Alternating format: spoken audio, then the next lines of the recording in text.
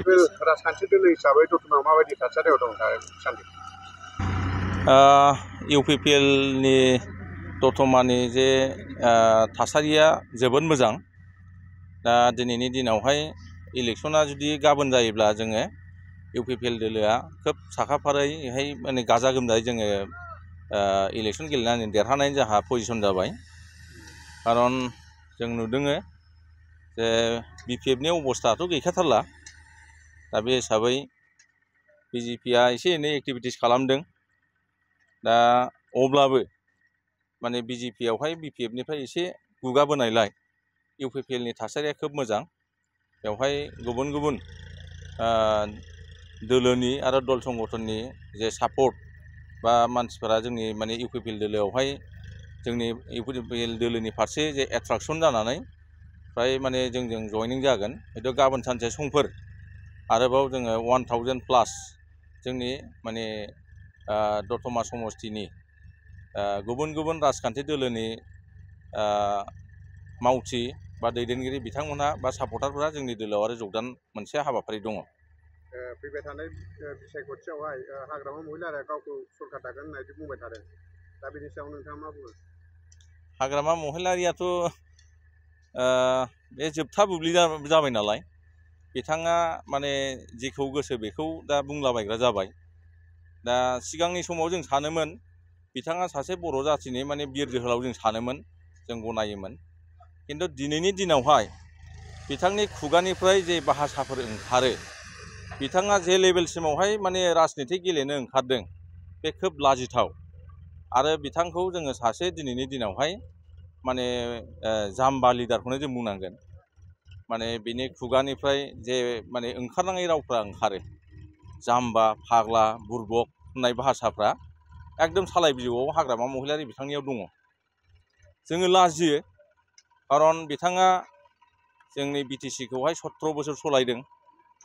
बिटिसिआव गासै 35 लाख जनसाधारन दङ। 35 लाख माने जनसाधारननि सासे गार्जेन जानानै चिफ हिसाबै बिथाङा 17 बोसोर खामानि मावखांनायनि उनावबो बिथांनि खुगानिफ्राय जेबादि राव ओंखारो बे जोंनि 35 लाख जनसाधारनफोरनि जोंनि बिटिआर ओनसोलनि थागिबिफोरनि थाखाय खोब लाजिथाव बाथ्रा। खारन बे 35 लाख जनसंख्याखौ दैदेननाय सासे नेता जानांगौआ बेबादिनो जाया। नर्थ इस्टआव जों जेसेबां स्टेटफोर दङ, जोंनिया बिटिसिआ मोनसे काउन्सिल जानो हागौ बिटिआरआ, खिन्थु जोंनि पपुलेसना बिसिनिफ्राय बांसिनजोब।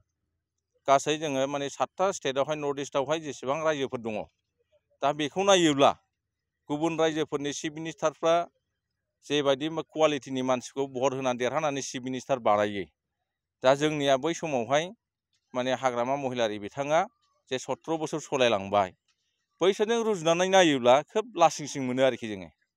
दा ओंखायनो जुगा सोलायबाय, हाग्रामाया मोनसे सम थांबाय, बेनि जे समा एक्सपायार जाबाय। दिनै प्रमद बर'नि दिन फैबाय।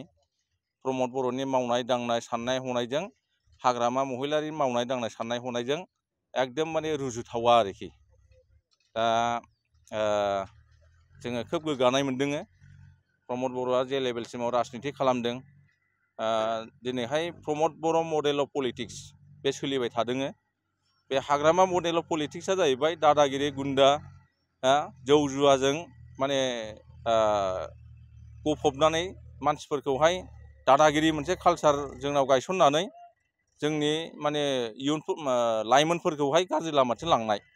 खिन्थु दिनैहाय प्रमद बर' सारनि जे इउपिपिएल मडेल अफ पलिटिक्स बे जाहैबाय गोजोन गायसननाय, जौगालु हाबाफारियावहाय बायदि बायदि माने हाबाफारि लानानै दिनैहाय लाइमोनफोरनि थाखाय फारफ्रोम बिथिङाव, गेलेनायावनो जा, सोलोंथाइ बिथिङावनो जा, बायदि आबाद बिथिङावनो जा, स्किल डेभेलपमेन्टनि बिथिङावनो जा, गोबां माने जोङो सुबुं सम्पद दानायनि जे हाबाफारिफोर लानानै प्रमद बर' सारा माने सालायगासिनो दङ।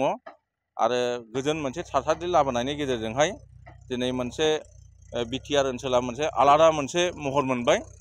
फ्राय बिटिआर ओनसोलाव थानाय जे 35 लाख जनसाधारन गुबुन गुबुन जाथि जनगोष्ठीनि मानसिफोरनि जे माइन्डसेट, गोसोनि जे साननाय, बे कमप्लिट चेन्ज जाबाय।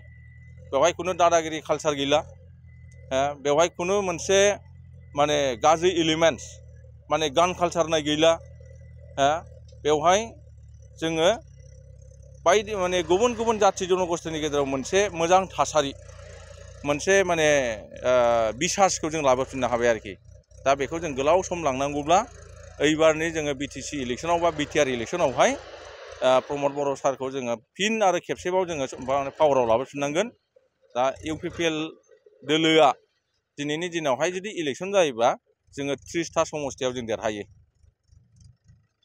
এটা ভাল ঘোষণা বঙাইগাঁও মেডিটেক এলাইট হেলথ ইনষ্টিটিউটৰ 2025 আৰু 26 বছৰৰ DMLT laboratory technician x ray and imaging technician ECG technician pharmacy assistant dental hygienist emergency technician আৰু নাৰ্ছিং কেয়াৰ এসিস্টেন্ট কোৰ্সৰ নাম ভৰ্তি কৰাটো এতিয়া চলি আছে নাম ভৰ্তি কৰাৰ বিষয়ৰ বাবে জানিবলৈ ব্যক্তিসকলে 9395558676 নম্বৰত যোগাযোগ কৰিব পাৰিব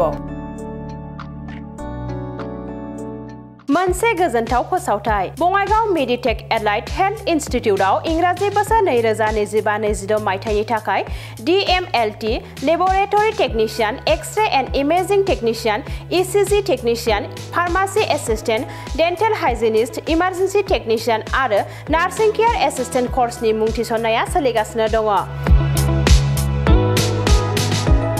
मुं थिसननायनि सोमोन्दै सुलाद लानो थाखाय 9395558676 नाम्बाराव फोनांजाब खालामनो हागोन